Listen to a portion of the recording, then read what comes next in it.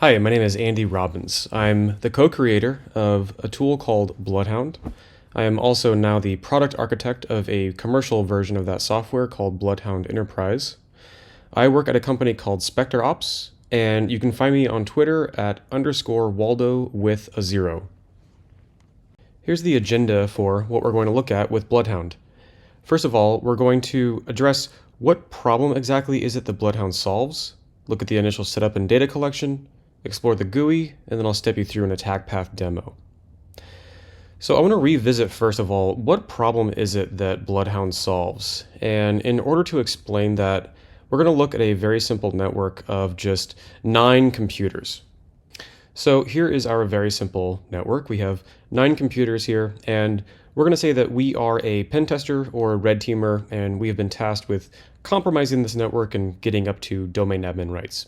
We'll start off by compromising this system up here in the top left. Now, we're going to be running in the context of a domain user, but we can't know what privileges, if any, that user has. So at the time, the problem that we're solving, if we rewind back to about 2015 or so, is that we're going to have to scan the entire network to find systems that our user has admin rights on, and also to find out what users are logged onto those systems. So after scanning the entire network, we'll say that we find one system that our user has admin rights on, and there's another user logged onto that system. But that user is not a domain admin, but it's the only option that we have, so we decide that we're going to pivot over to that computer so that we can repeat the same process again. So here we have pivoted over to that other computer where this user is logged on, and then we use Mimikatz or some other credential dumping tool to get the plain text password or the end key hash for that user. Scan the entire network again to see, does this user have any more privilege than what our old user had? And so we have to blast the entire domain again over port 445, every single system, to find what systems does this user have admin rights on, and on those systems, what users are logged on. And we'll say that, we have these 2 systems that our new user has admin rights on, and those 2 target users are not domain admins, so we have to kind of take a guess, and we have to decide between these, which do I think is more likely to have more privilege. We'll say maybe, for example, that we decide this user has more privilege. We'll pivot to that system, and again, what do we have to do? This user's not a domain admin, we're not done yet, but we don't know what privilege this user has, so we have to scan the entire network again. And at this point, the defenders, if they have any kind of detection capability, have probably detected us and have started some kind of incident response, process. But let's just go ahead and continue on and say that maybe they don't have that kind of capability.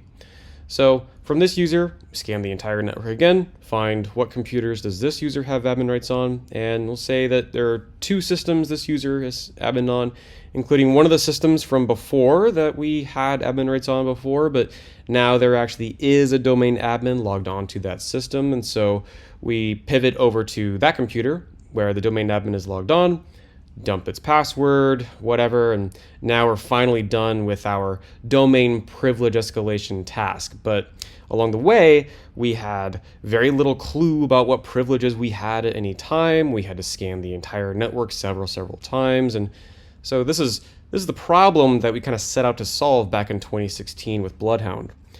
Now the solution is that there is a branch of mathematics called graph theory, where the relationships and the entities within a system can be represented mathematically.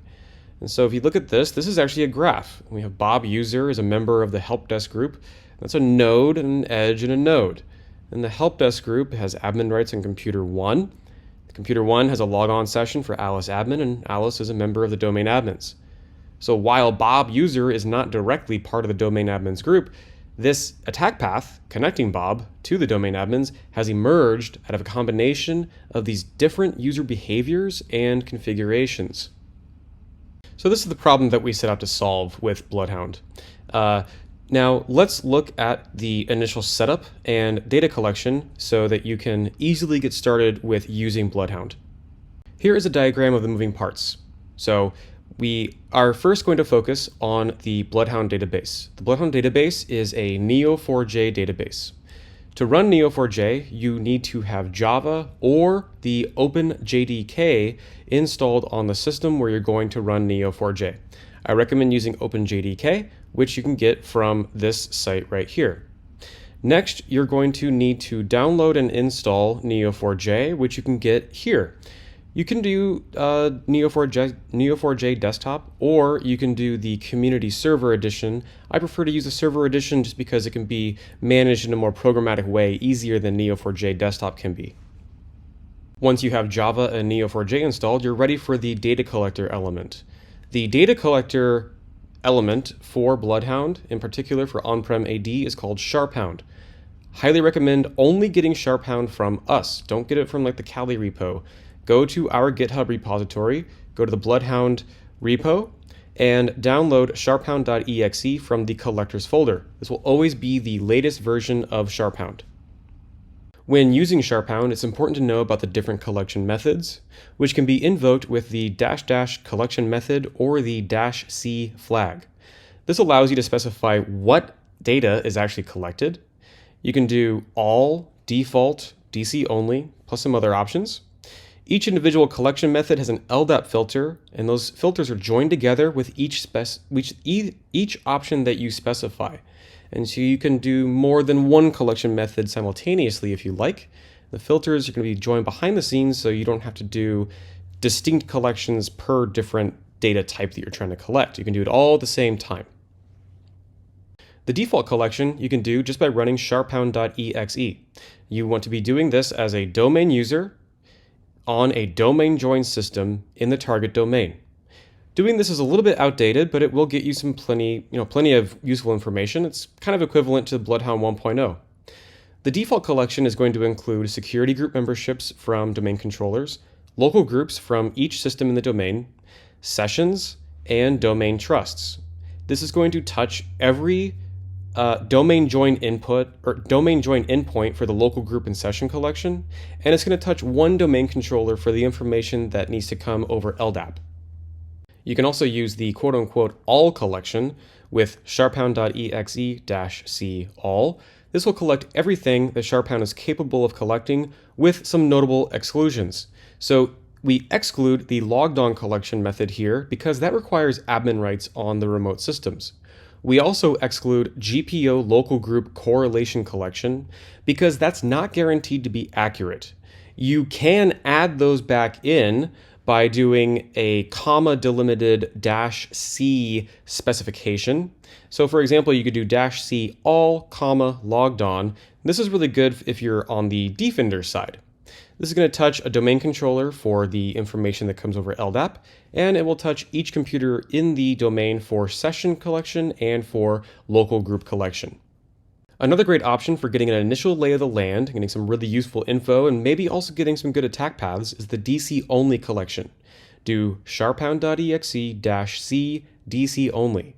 This collection method includes security group membership from AD, ACL collection, so abusable ACEs on securable objects in AD, the OU hierarchy, or otherwise container collection, object properties from users, groups, GPOs, etc., domain trust relationships.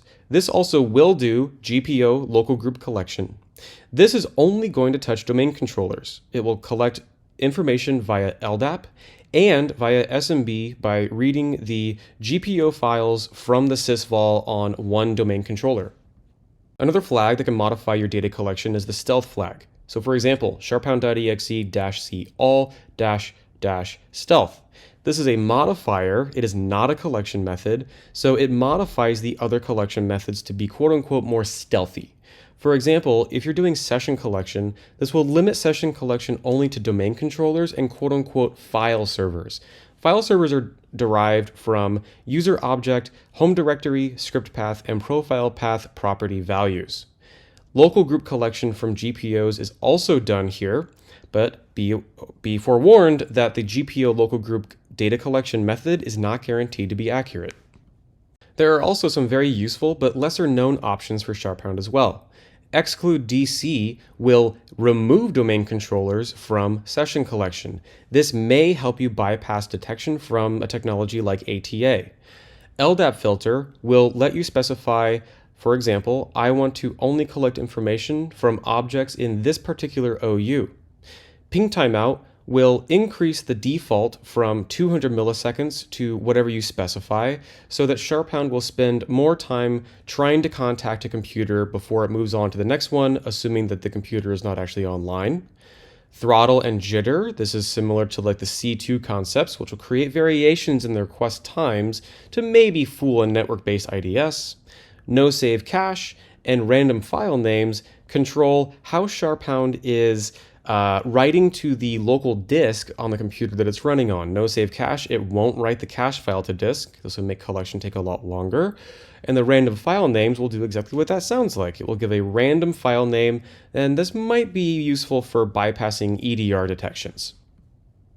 This table describes what privileges are required to collect which information from the various Windows operating system versions. As you can see, the red cells are telling us that local group information requires admin rights to collect when the operating system of the remote system is Windows 10, 2016, 11, or 2022. Otherwise, all the information that SharpHound can collect can be collected by default with no privileges whatsoever. Once you have the data collected, you're ready to start exploring the data using the Bloodhound GUI. I'll have a link at the end of the presentation for the short URL for where you can download the Bloodhound GUI and where you can download SharpHound.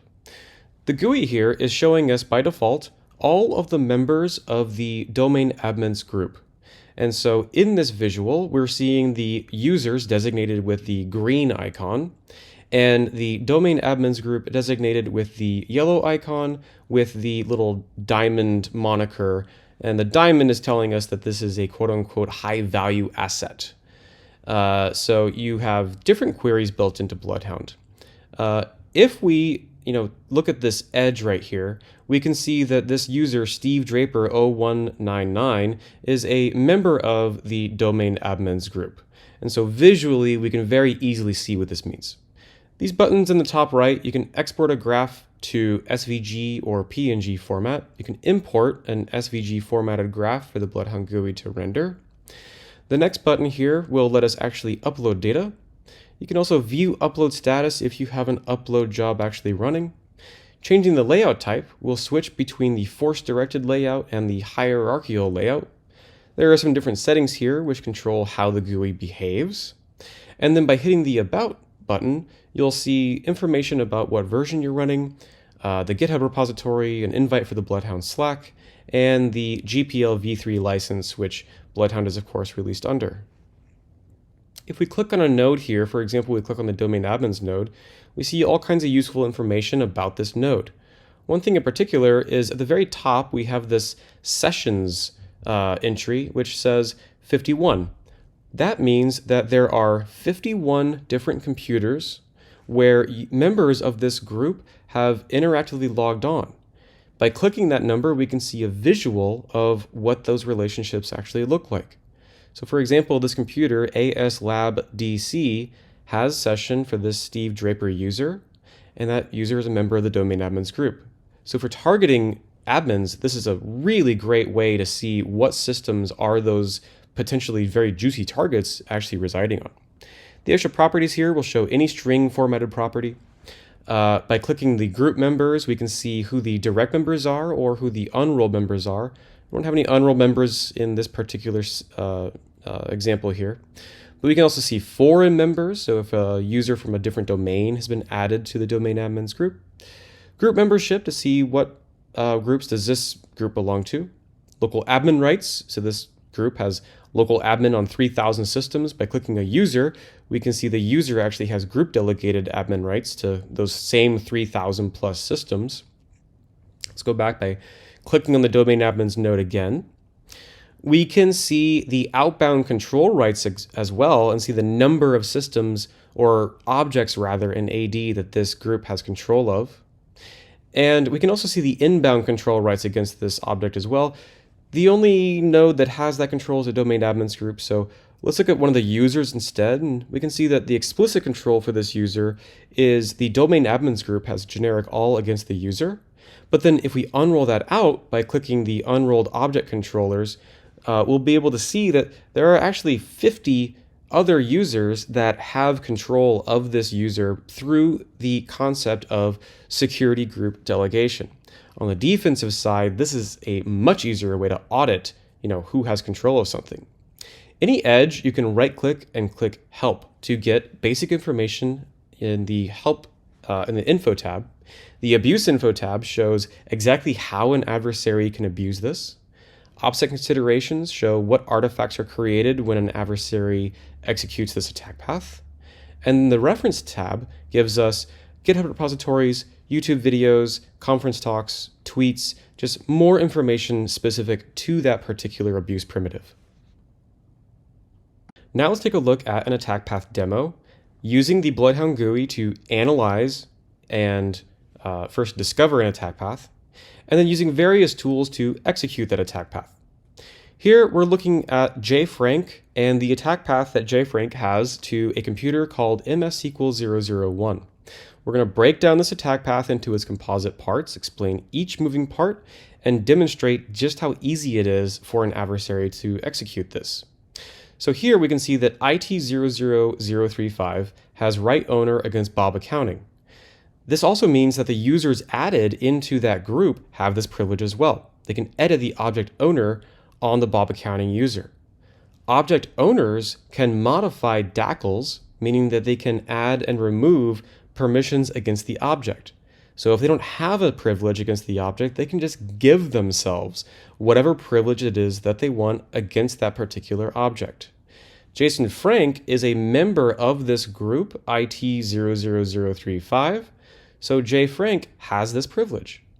Our plan of attack, we're going to change the owner of Bob Accounting to JFrank. Then we're going to give JFrank the force change password privilege against Bob Accounting. We're going to change Bob Accounting's password without knowing what his current password is. This is a reset of Bob's password, not a change. Let's see how this actually plays out. We can use some PowerView commandlets to execute this attack path. So first we set domain object owner against Bob, specifying JFrank. That's done. Then we will use add domain object ACL to give JFrank reset password rights against Bob. Once that's done, we will create a variable in PowerShell called user password. And then the next step is going to be to use that PowerShell object with the set domain user password commandlet to change the password for Bob Accounting. Now we know the plain text password for Bob Accounting, and we can continue on in the attack path. The next step in our attack path is that Bob Accounting is allowed to act against the Accounting 001 computer. Allowed to act is shorthand for allowed to act on behalf of other identity. This abuse research was performed by Elad Shamir, and it revolves around a computer attribute called MSDS allowed to act on behalf of other identity. There is some links at the bottom of this slide here where you can read way more info about how this actually works. So here's the TLDR. Bob Accounting is allowed to act on behalf of other identities to the computer Accounting 001. That means he's allowed to impersonate other identities against that computer. Or in other words, Accounting 001 trusts Bob to impersonate anyone else against any service this computer hosts. It's Kerberos delegation. It is resource-based constrained delegation from one principal, Bob, against one computer. Here's our plan. We're going to determine which principal to impersonate against the target computer. This cannot be a user marked as sensitive or that belongs to the protected users group, and it needs to have some kind of privilege on the target computer. We will impersonate that principal, and then we will execute our privileged code against that computer because of Bob's ability to impersonate any user against that system. We're going to use the Bloodhound GUI to find who the admins on that computer are. So we'll search for the computer Accounting 001, look at the unrolled admins on this computer, and we'll see that there's domain admins, and also this other group, IT00049. We'll look at the members of this group. One of those members is this user here at the very, very bottom called David McGuire. The Bloodhound GUI will tell us whether this user belongs to the protected users group or if it is marked as sensitive. So we're going to select that user. Then we're going to use a tool called Rubius to actually perform this attack. In our shell above, we see that we're running as Bob Accounting on this computer called Desktop 001. We're going to try to dir remotely the $C share against Accounting 001. We get access is denied. This means this is one way to tell that we're not an admin on that remote system. Then we're going to get the NT hash for Bob Accounting, or in other words, the RC4 HMAC. And so that's the NT hash right there for Bob Accounting. We're going to use that hash along with this other command to impersonate David McGuire, in particular against the Accounting 001 computer. And we're going to do pass the ticket. So we're going to load the resulting ticket into memory on this Desktop 001 computer that we're running on. Now we're going to dir $C again, and we can dir the $C because we are impersonating Dave McGuire against that remote system. At this point, we can pivot to that system and continue on our attack path. The next part of our attack path has to do with this user SQL 2014 having a session on the Accounting 001 system. This SQL 2014 user is a SQL admin against a SQL instance. Where does this edge come from? If you do spin target collection, which is included in the all collection, SharpHound will parse the service principal name field of user accounts to find SQL SPNs. For example, MSSQL/SQLbox01. Then SharpHound is going to do a port scan against 1433 or the other port specified in the spin to make sure that SQL is actually running on that system.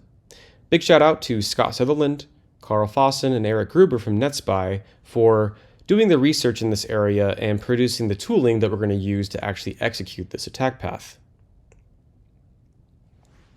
This particular attack path works. To support Kerberos authentication, the SQL user must have a spin. This user is usually configured to start the service in a very high privilege context. And in other words, it's usually a sysadmin in the SQL instance. MS SQL administration, being the SA role, allows you to run commands on the actual host hosting the service, usually as a local admin. There's tons of MS SQL research and abuse primitive code in the PowerUp SQL PowerShell module. We can just use the old reliable XP command shell method to execute commands on the remote system. There are other ways to do this as well. Here's our plan. We're going to confirm that the MS SQL instance is actually accessible from our position in the network, confirm our user is a SQL sysadmin, and then we're going to execute privilege code on the target computer to prove that we're running as an admin. So let's check out the video showing our attack path actually taking place. First, we need to import the PowerUp SQL PowerShell module. Easy, done. Then we're going to do this get SQL instance scan UDP module against Win 2016 SQL 2014. We'll see that there's actually two different SQL instances running on that system, MS SQL Server and MS SQL Server 2. We need to check each one to see, does our user actually have SA rights against each one? The first one, we don't get any output. That actually means that we're not a server admin against that instance. This second instance, MS SQL Server 2, we do get output. So is sysadmin? Yes. That means that our SQL 2014 user is an SA role against that instance.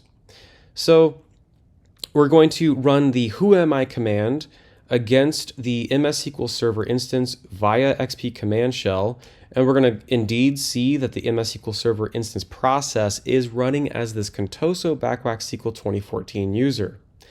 Then, just to demonstrate locally what this looks like if you don't have admin rights, if you do net session locally, we get access is denied because our user is not an admin on this particular computer.